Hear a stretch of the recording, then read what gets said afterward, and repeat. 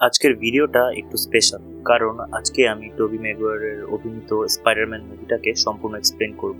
এই মুভিটা আমার হৃদয়ের অনেক কাছে, কারণ এটাই ছিল আমার দেখা প্রথম সুপার হিরো মুভি।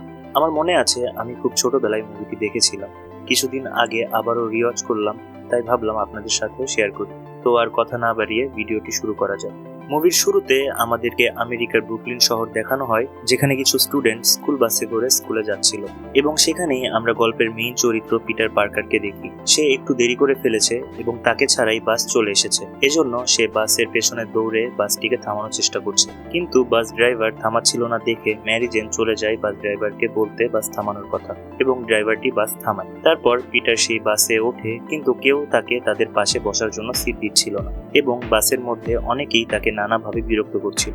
আসলে পিটার খুবই সরল সোজা একটি ছেলে, যে লেখাপড়া ছাড়া আর কিছুই বোঝে না। সে কারণে স্কুলের বাকি স্টুডেন্টরা তাকে প্রচুর বুলি করে। পিটার কিন্তু ম্যারিকে অনেক পছন্দ করে, তারা দুজন প্রতিবেশী। তবুও পিটার ম্যারিকে আজ অব্দি তার মনের কথা বলতে পারেনি নিজের কনফিডেন্সের অভাবে। তারপর তারা চলে যায় কলোম্বিয়ান ইউনিভার্সিটির বিজ্ঞান বিভাগের ল্যাবরেটরিতে, যেখানে তাদের স্কুল থেকে তাদেরকে আনা হয়েছে শিক্ষা পর্যটনে। তারপর তাদের শিক্ষক তাদেরকে সেখানকার নিয়মকানুন বুঝিয়ে দেয় এবং কোনো ধরনের দুষ্টুমি করতে মানা করে। এরপর আমরা তার বন্ধু হ্যারিকে দেখি, যে তাদের রোলস রয়েসে করে এসেছে। হ্যারির পিতা নরম্যান অসবর্ন খুবই ধনী ও স্বনামধন্য একজন সায়েন্টিস্ট, যে অসকর্প নামক একটি কোম্পানির মালিক। হ্যারি তখন তার পিতার সঙ্গে পিটারের পরিচয় করিয়ে দেয়। তখন হ্যারির পিতার মুখে আমরা জানতে পারি হ্যারি সবসময় পিটারের কথাই বলে, সে পিটারকে নিজের ভাইয়ের চোখেই দেখে। পিটার তখন মিস্টার অসবর্নকে জানায় যে সে তার রিসেন্ট গবেষণা নিয়ে পড়েছে এবং তার কাছে সেটা অনেক ভালো লেগেছে। এটা শুনে হ্যারির পিতা অনেক খুশি হয়। তারপর হ্যারি এবং পিটার সেই ল্যাবরেটরিতে প্রবেশ করে এবং সেই ল্যাবরেটরিতে মাকড়সার উপরে গবেষণা হচ্ছিল। একটি ট্যুর গাইড তাদেরকে বলে যে সেখানে দীর্ঘ 5 বছর ধরে বিভিন্ন মাকড়সার উপর গবেষণা করা হচ্ছে। তারা এই মাকড়সাদের ডিএনএ এর মধ্যে বিভিন্ন পরিবর্তন এনে তাদের শক্তি কয়েক গুণ বাড়িয়ে দিয়েছে, যার ফলে সেই মাকড়সার জাল ও তাদের শক্তি এত বেশি হয়ে গিয়েছে যে তারা ইজিলি অনেক ভারী কিছু তাদের জালের সাহায্যে উপরে তুলতে পারে। একই সাথে তারা অনেক লম্বা জাম্প নিতে পারে এবং তাদের ব্রেইন এত ডেভেলপ হয়ে গিয়েছে যে তারা অনেক আগে থেকেই বিপদ সেন্স করতে পারে, এবং তারা এমন 15টি মাকড়সা তৈরি করেছে। কিন্তু ম্যারি জেন লক্ষ্য করে যে সেখানে শুধু 14টি মাকড়সা রয়েছে। তখন ট্যুর গাইড বলে হয়তো সায়েন্টিস্টরা অন্য মাকড়সাটি নিয়ে গিয়েছে কিছু পরীক্ষা নিরীক্ষা করার জন্য, কিন্তু আমরা লক্ষ্য করি সেই মাকড়সাটি তার বাক্স থেকে বের হয়ে গিয়েছে। পিটার নিজের মতো মাকড়সাদের ছবি তুলছিল, আর তখন সে লক্ষ্য করে ম্যারি একা একা দাঁড়িয়ে রয়েছে, যার ফলে সে একটি সুযোগ পেয়ে যায় এবং তার ছবি তোলা শুরু করে। ঠিক তখন সেই 15 নম্বর মাকড়সা, যেটি তার বাক্স থেকে পালিয়ে গিয়েছিল, সেটি পিটারের হাতে একটি কামড় বসায় এবং তার বিষ পিটারের শরীরে ঢুকে যায়। অন্যদিকে আমরা অসকর্প কোম্পানি দেখি, যেখানে আর্মির কিছু উচ্চ পদস্থ কর্মচারী এবং সেই কোম্পানির কিছু বোর্ড মেম্বাররা রয়েছে। সেখানে আমরা একটি লোককে একটি গ্লাইডারে উঠতে দেখি। আসলে অসকর্প কোম্পানি দেশের ডিফেন্স সিস্টেম স্ট্রং করার উদ্দেশ্যে একটি প্রজেক্টে কাজ করছিল।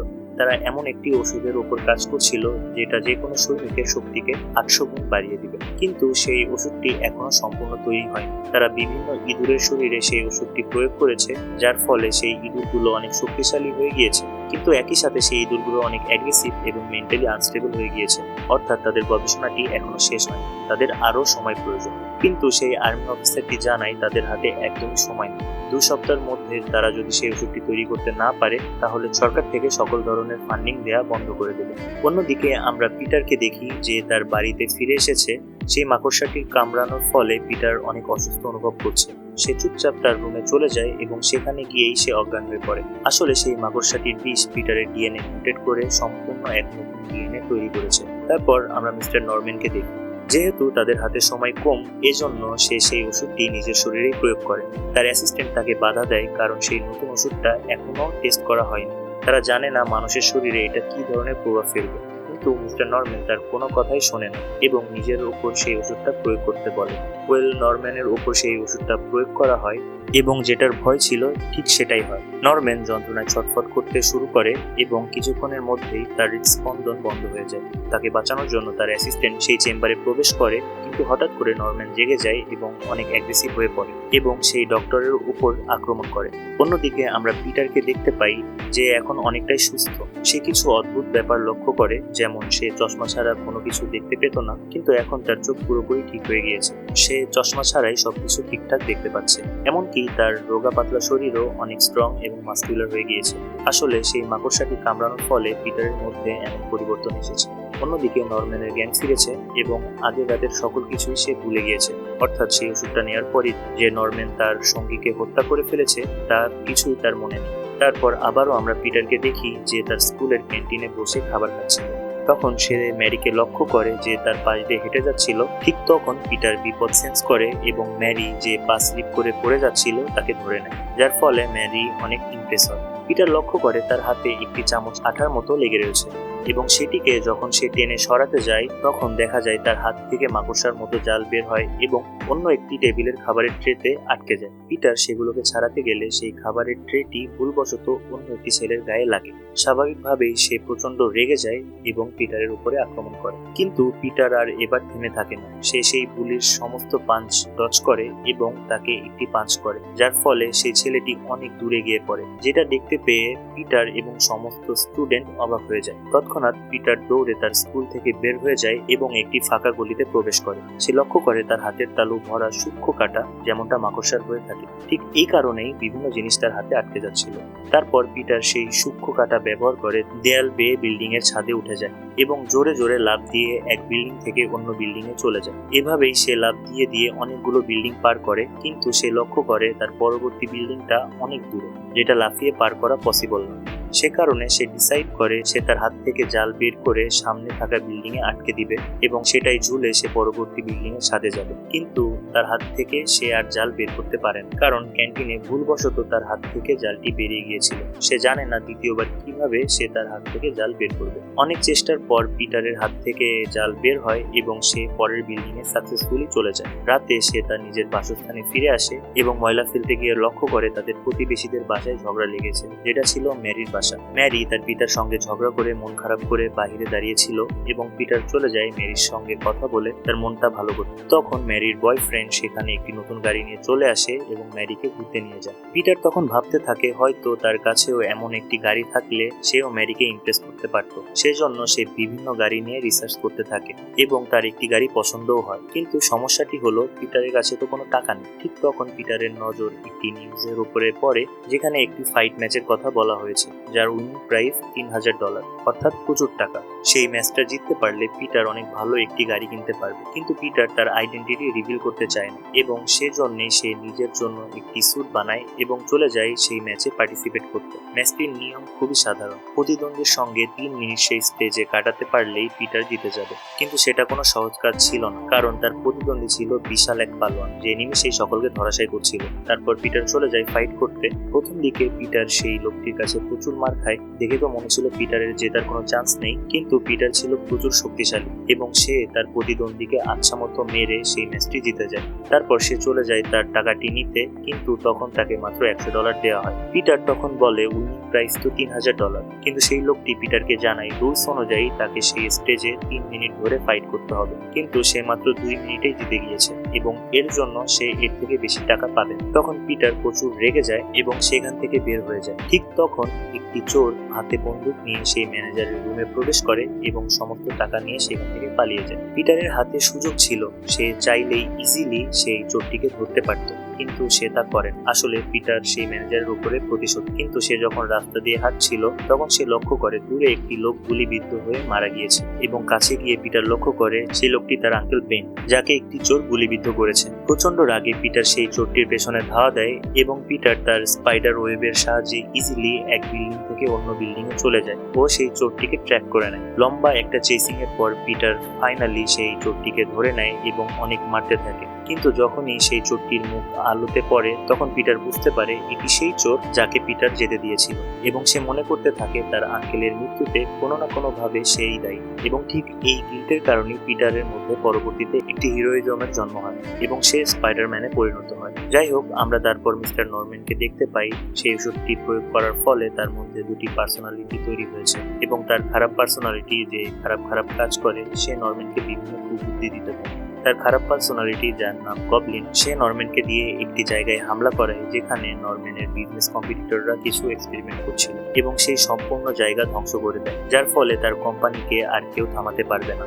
এরপর আমরা দেখি পিটার তার বন্ধুদের সাথে স্কুল থেকে গ্র্যাজুয়েট হয়েছে এবং ভালো রেজাল্ট করার ফলে পিটার বিজ্ঞান বিভাগ থেকে একটি পুরস্কারও পেয়েছে, কিন্তু সেটি দেখার জন্য তার আঙ্কেল বেন সেখানে উপস্থিত নেই। যার কারণে পিটার অনেক মন খারাপ করে। সে এটা ভেবে কষ্ট পায় যে সে তার আঙ্কেলের মৃত্যুর আগে তার সাথে বাজে ব্যবহার করেছে। তার আঙ্কেল তাকে বলেছিল, with great power comes with great responsibility.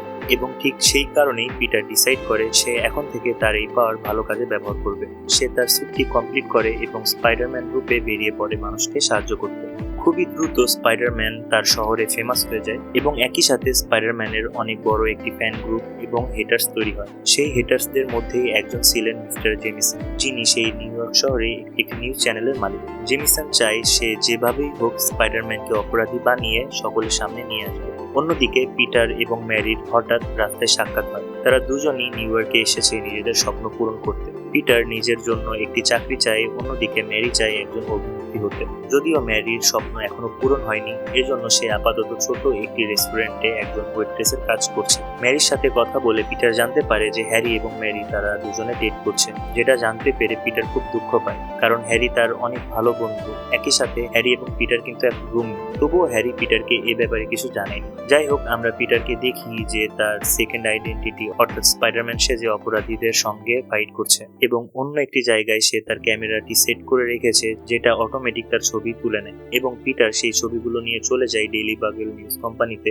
এবং একজন ফটোগ্রাফার হিসেবে নিজের চাকরি নিয়ে নেয়। অন্যদিকে আমরা অসকর্প কোম্পানিকে দেখি, যেখানে একটি বোর্ড মিটিং এ মিস্টার নরম্যান সবাইকে জানায় তাদের বিজনেস কম্পিটিটর না থাকায় তারা হিউজ সাকসেস পেয়েছে এবং অসকর্প কোম্পানি এখন আমেরিকার সবথেকে বড় ডিফেন্স কোম্পানি। তাদের কোম্পানির শেয়ারের দাম বর্তমানে প্রচুর। ঠিক একই কারণে সকল বোর্ড মেম্বাররা চায় সেই কোম্পানিটি সেল করতে, কিন্তু নরম্যান সেটা চায় না, কারণ অনেক কষ্ট করে সে সেই কোম্পানিটি বানিয়েছে, কিন্তু তার হাতেও তো কোনো উপায় নেই। তো অসকর্প কোম্পানি বিক্রি হবে, তার জন্য একটা অনুষ্ঠান আয়োজিত হয়েছে, যেখানে অসকর্প কোম্পানির সকল বোর্ড মেম্বার রয়েছে। হ্যারিও এসেছে ম্যারিকে নিয়ে। অন্যদিকে আমরা পিটারকে দেখি যে তার কাজ করছিল। ঠিক সেই সময় সেখানে গবলিন আক্রমণ করে এবং নিজের কোম্পানির সকল বোর্ড মেম্বারকে হত্যা করে ফেলে। সেই বিস্ফোরণের সময় ম্যারিও সেখানে ছিল, যে দেয়াল ভেঙে নিচে পড়ে যেতে থাকে। পিটার সেটা দেখতে পায় এবং স্পাইডারম্যান সেজে চলে আসে সকলকে বাঁচাতে। তখন গবলিন ও স্পাইডারম্যানের মধ্যে একটি ফাইট হয়, কিন্তু স্পাইডারম্যান বুদ্ধি করে গবলিনের গ্লাইডারটি নষ্ট করে দেয়, যার ফলে বাধ্য হয়ে গবলিন সেখান থেকে পালিয়ে যায়। একই সাথে স্পাইডারম্যান ম্যারিকে উপর থেকে নিচে পড়ার হাত থেকে বাঁচিয়ে নেয়। অন্যদিকে আমরা নরম্যানকে দেখি যে তার মাথার মধ্যে তার অন্য পার্সোনালিটি অর্থাৎ গবলিনের আওয়াজ শুনতে পারে। আস্তে আস্তে নরম্যান তার শরীরের উপর থেকে কন্ট্রোল হারাচ্ছে। সে গবলিন তাকে সম্পূর্ণ গ্রাস করে ফেলেছে।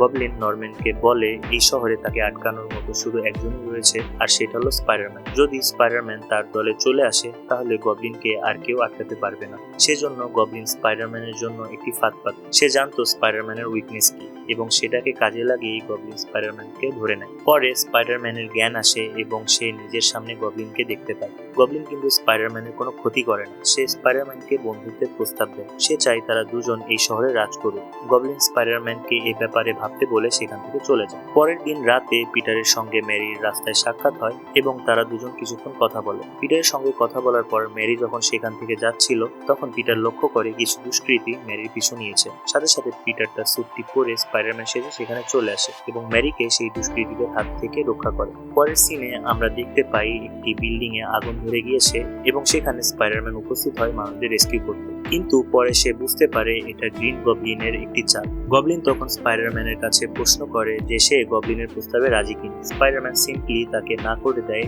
যার ফলে গবলিন স্পাইডারম্যানের উপরে প্রচন্ড রেগে যায় এবং তার উপর আক্রমণ করে দেয়।